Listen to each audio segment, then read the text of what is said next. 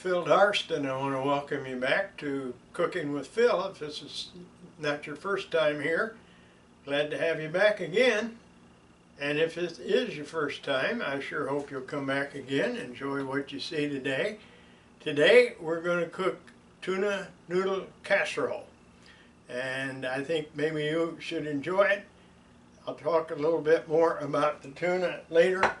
Since it's the primary ingredient, we'll let you see what we use. A couple cans of this. This is special tuna, I feel. It's Albacore tuna, so again we'll get into it later.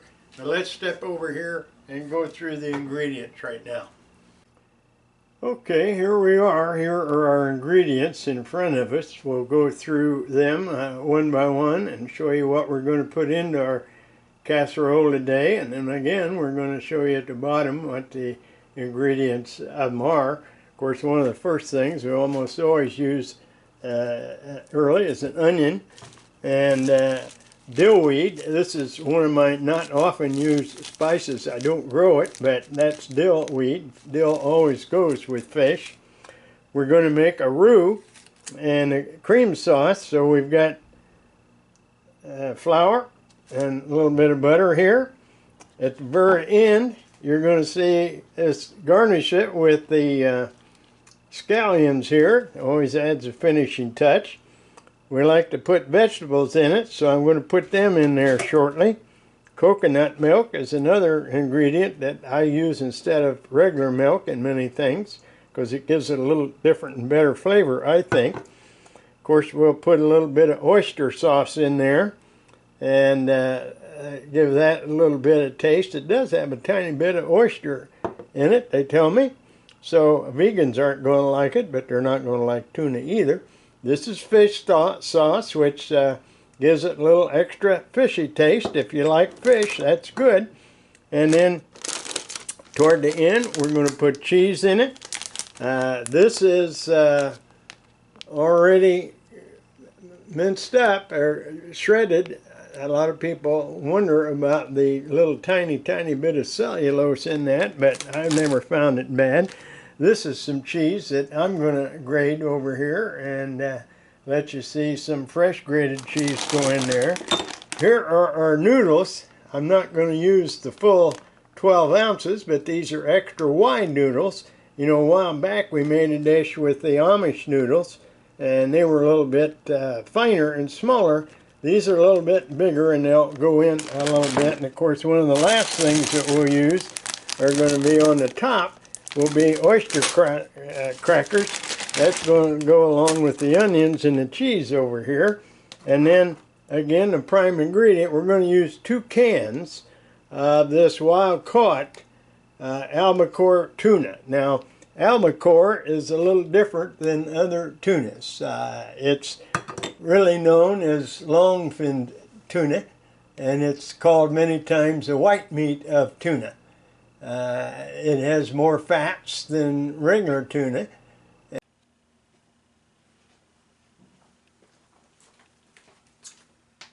Well, there's 2 more things over here that I didn't talk about in ingredients. One's a red pepper and the other is one of my favorite jalapenos, so we'll put them over here and we're going to chop them up. I've already got the onions cut up, so it'll just take a few minutes to start putting things in the bowl.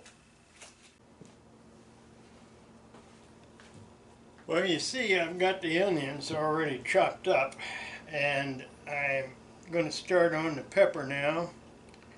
This is a nice red pepper. We're going to use a little more than half of it. We'll cut this bad stuff out. And the seeds, get them down here. I always cut this little piece off, and then at the end, now I'm going to cut us off 6 pieces, and I'll show you what we'll do with those later. They come near the end. And then we'll get this stuff out.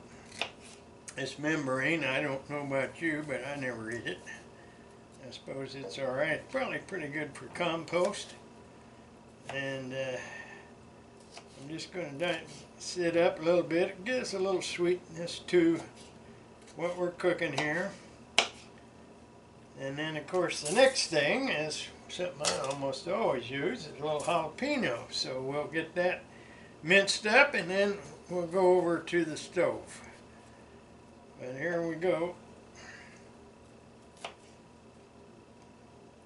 Now, I don't know how much heat you like in your food.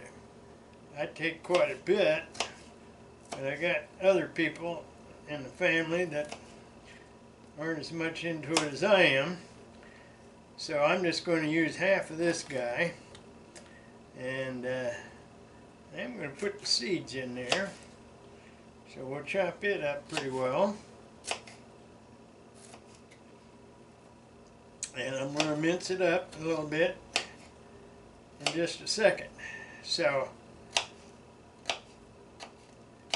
we'll cut that. I use the inside of this. I use all of the hot pepper that I can, and I use the seeds. And I don't think that's going to be too much for this dish.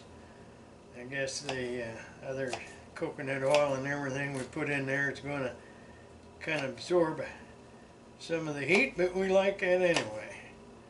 So let's set that aside now. I think I got everything about ready for the next step, and I'll meet you over to the stove. Alright, we're back over here. Now the first thing we need to do is to put the noodles in there, and I'm going to set them in for just about 5 minutes. And the reason I'm doing that is I don't want to cook them totally before we put them in the casserole and then stick them in the oven. Now in here I've got some butter already going. That's about a little over 2 tablespoons full of butter. I didn't use ghee this time. And I'm going to get that nice and warm there. And then we're going to put in some flour and make a roux. And then we'll add some coconut oil and make some cream sauce in there. So I'm going to get that going. Now, while you weren't looking, I was boiling this. I was actually steaming our celery. So I've got the celery. I'm going to go over here and put it in with the vegetables.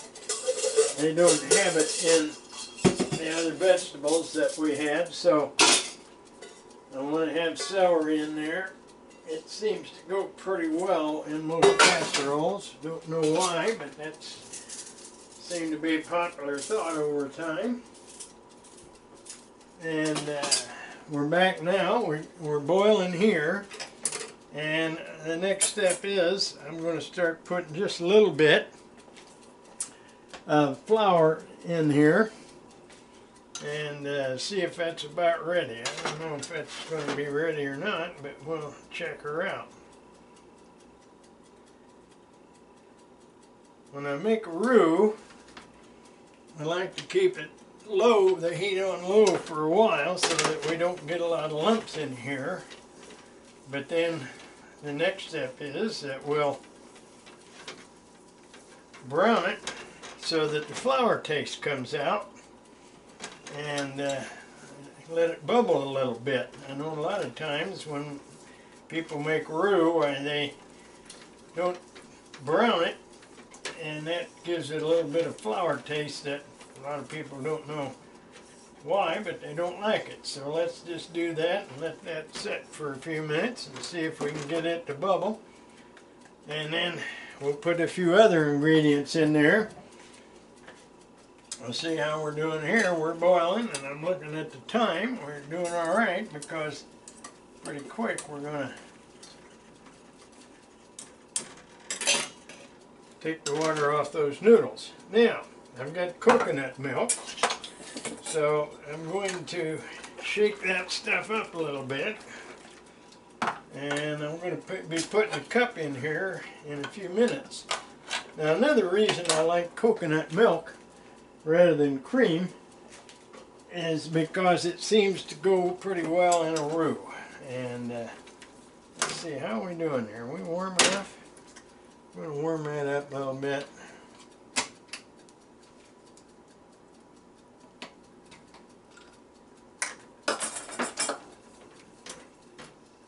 put a cup of coconut oil in here while we're waiting for this to go.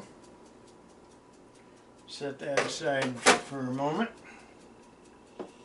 Now we're going to be putting some oyster sauce in, and we're going to be putting some fish sauce in here in a few minutes. Let's see how we're doing with this.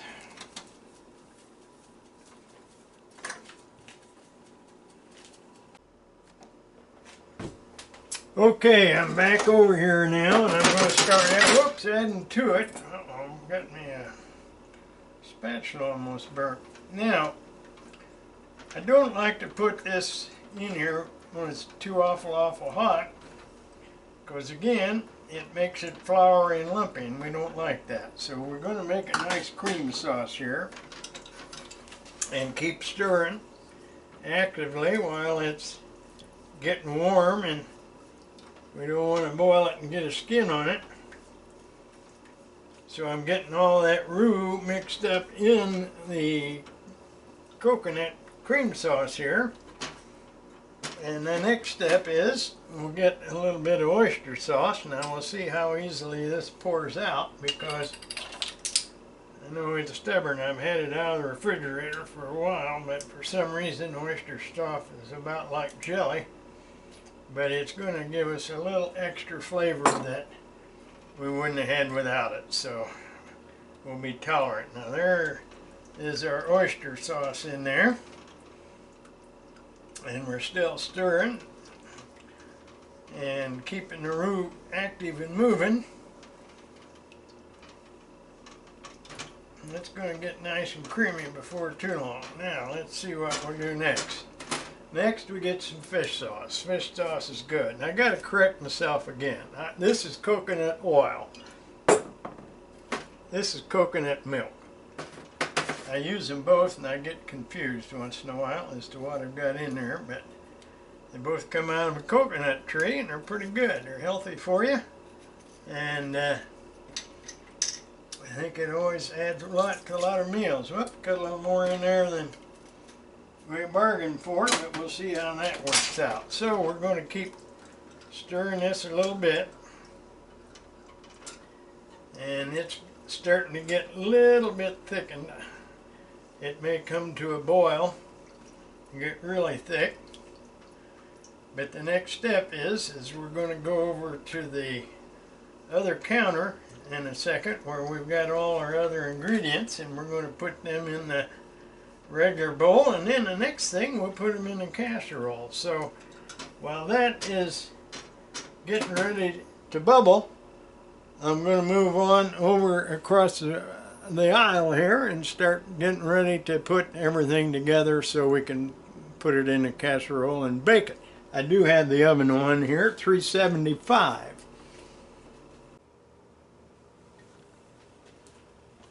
Okay, I'm back. And I'm going to put everything in our bowl now.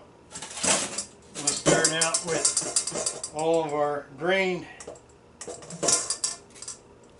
noodles, vegetables, and we've got the vegetables include the celery that's in there, so I'm going to be stirring them up a little bit, and make sure we get everything in there, and then we're going to put our other fresh vegetables in. Now you notice I didn't saute the onions or the peppers, even the hot jalapenos. Oh, somebody's going to get a dandy there. That's a good one. We're going to put that aside for a minute. But we're going to stir that up, and then I'm going to put our cream sauce. Now I've told you before that I'm usually like to be transparent. And the reason that wasn't heating up and bubbling when you were on here was because I had turned the stove off. But I've got her back now, and you can see that looks pretty good. That's nice and creamy. Remember, it's got oyster sauce and fish sauce in there and coconut oil, so that is flavorful. And then we're going to get serious and put the tuna in there. Now, I told you I'd tell you a little bit more about albacore. Of course, it's another tuna. I think there's 7 different types of tuna.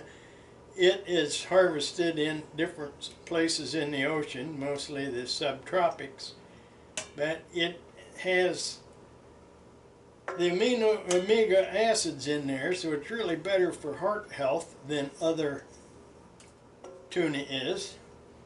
And it's white. They call it one of the other white meats, not pork, but one of the other white meats. So we enjoy the flavor of the tuna, and we're going to put it in right now. I'll put that in there. And notice I'm putting the tuna juice. Sometimes I give it to Minnie Mouse, my kitten, but she's going to do without. In fact, she's kind of pouting today. Every time I do a cooking demonstration, she gets moved around and doesn't get the attention she likes. She's an 8-month-old kitten, and this is usually her playtime, and she about wears me out. Now, we're putting all this in here to get the tuna and everything all mixed up. Now, it's going to take a couple minutes, but I think that you'll find it's really going to be worth it if you'll make it yourself. I know I'm going to enjoy it. I've enjoyed it a number of times. I'm trying to get those big chunks out of there. And the other thing that I'm going to put in here in a second to bind this is a little bit of eggs. Because I beat an egg, as you know, is a great binder.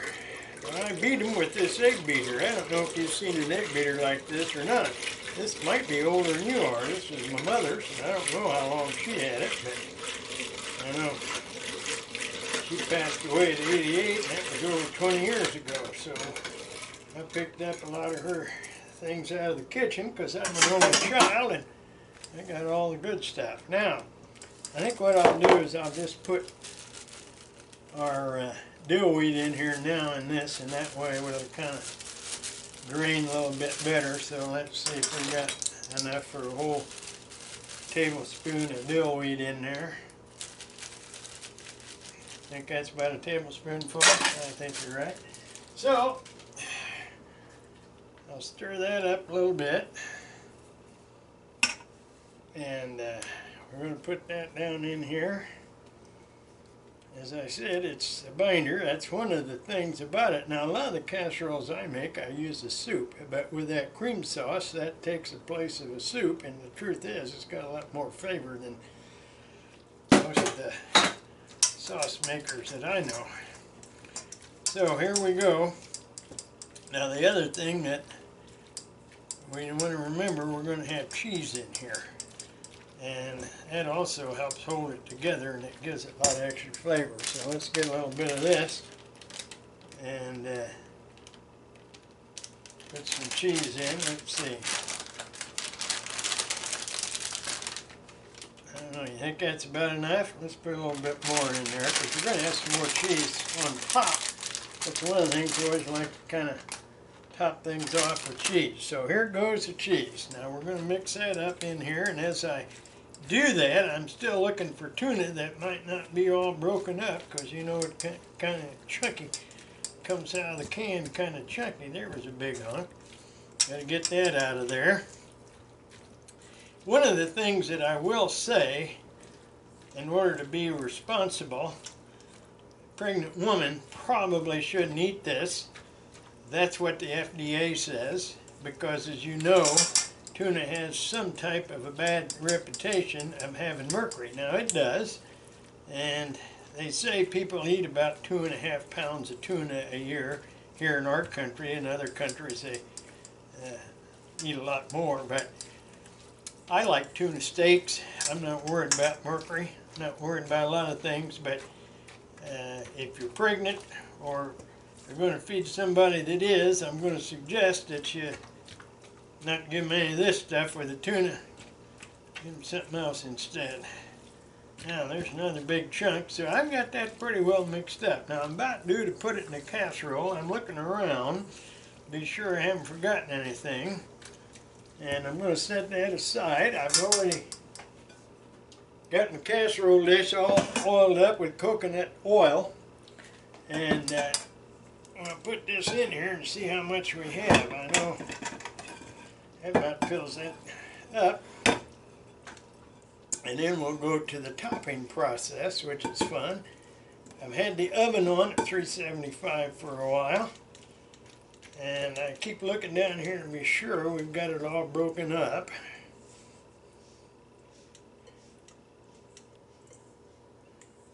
That's about it. Get every last morsel out of there.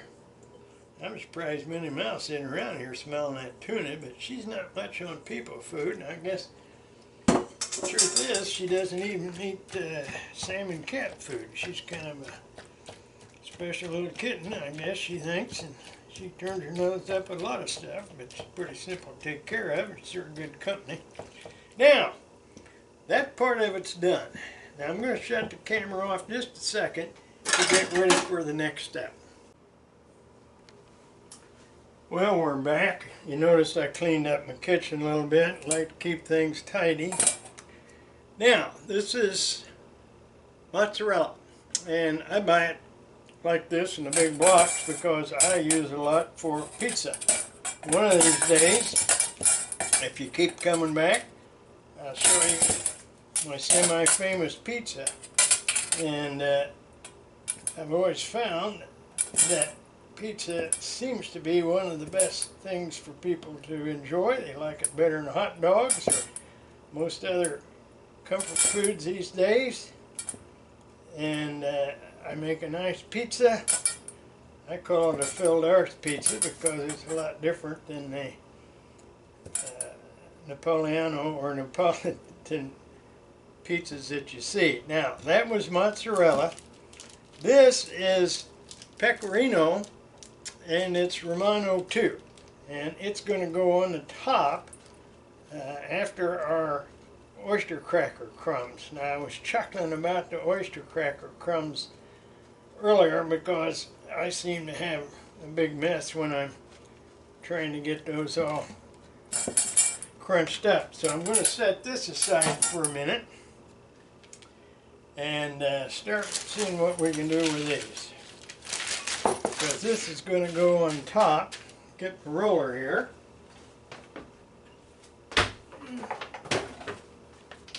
And I usually start out by putting this on here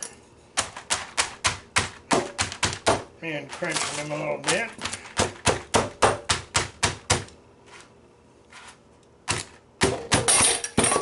That wasn't supposed to happen.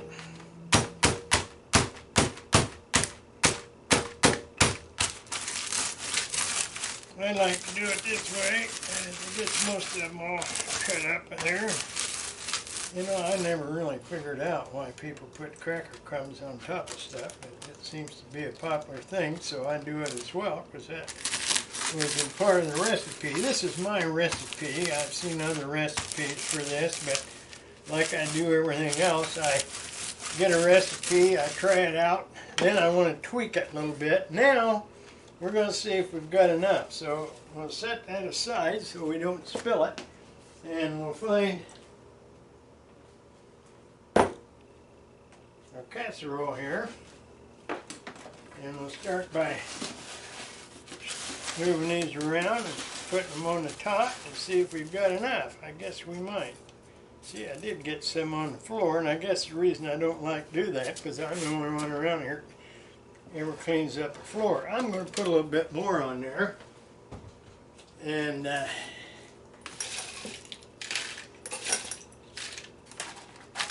get it fully covered on the top.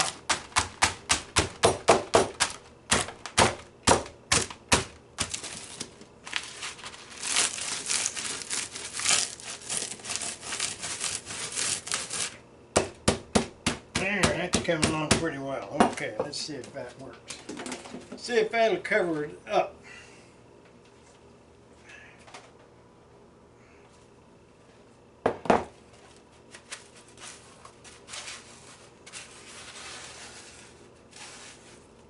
That's going to do a pretty good job. I'm trying to move that around a little bit. See, now I've got to clean up my floor. Well, that'll be okay. Okay, now we got that part done. And the next, we're going to put our cheese. And I'm going to mix that up a little bit.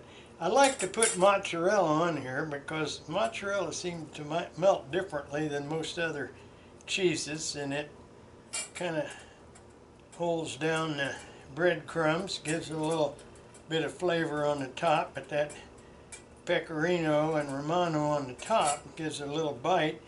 I've used Parmesan too, but somehow I've been favoring the others lately, and it's pretty good. Now we're going to get to the thing that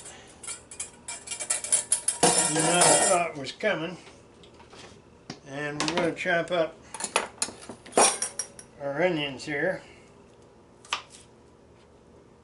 And let's see, we'll get these scallions, onions, green onions, whatever you call them. They seem to give it a little extra flavor that the onions inside there aren't going to give it. And I'll put some of the green in there, but not all of it. Let's see how that's going to look on top of there.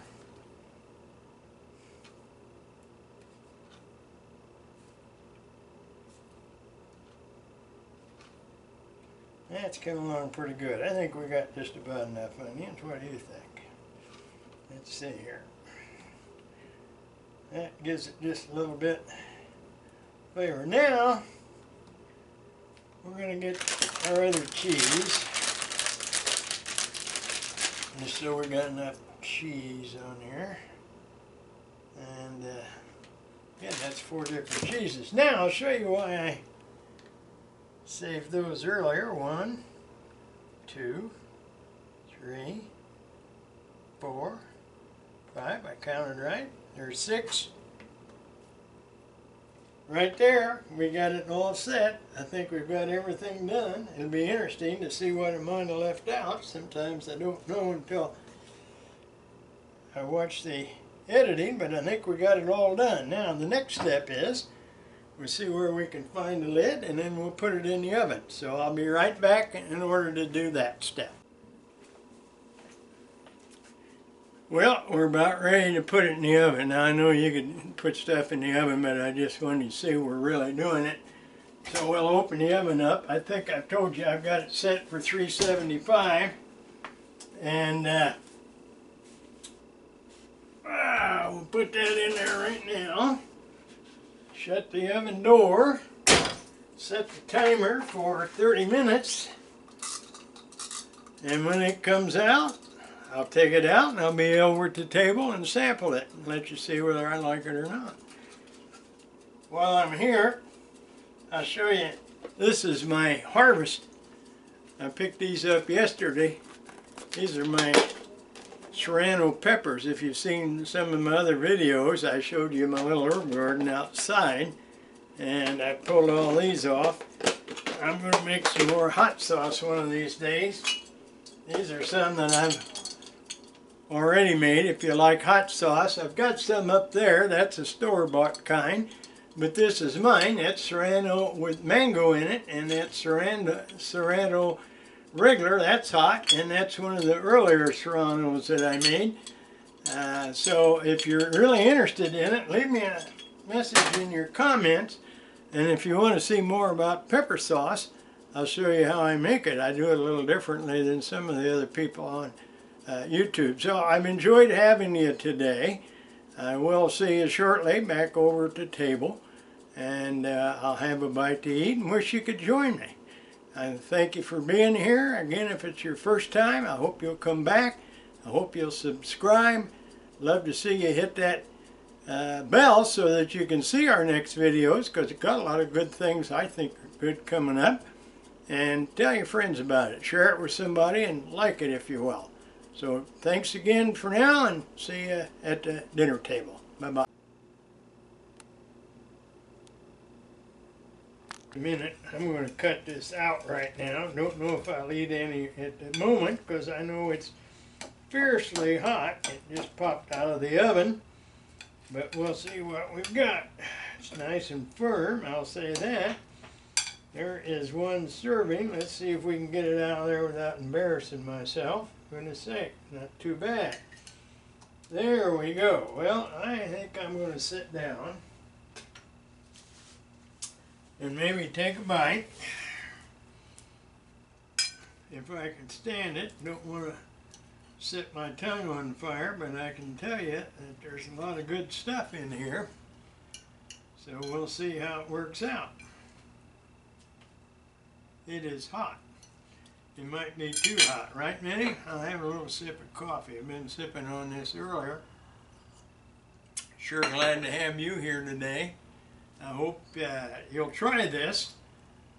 I've had it several times before, and I don't know that I did much different this time, but you got to see how we did it. I left the ingredients down below so you can make it yourself and for your friends and family. And as I've said before, I hope you'll hit the bell so you see what's coming up soon, and continue to do that. Subscribe. Don't want you to miss anything. If you enjoyed it, leave us a comment and tell me how you feel about it all. Guess I can take my glove off. And we'll see you another time. Now, I am going to have a bite. I won't tell you how great it is. Tastes like tuna. It is tasty. Glad we put those veggies in there. And I'm going to have some more later when you're gone. So, goodbye for now. Thanks for coming. Enjoy the rest of your day. Bye.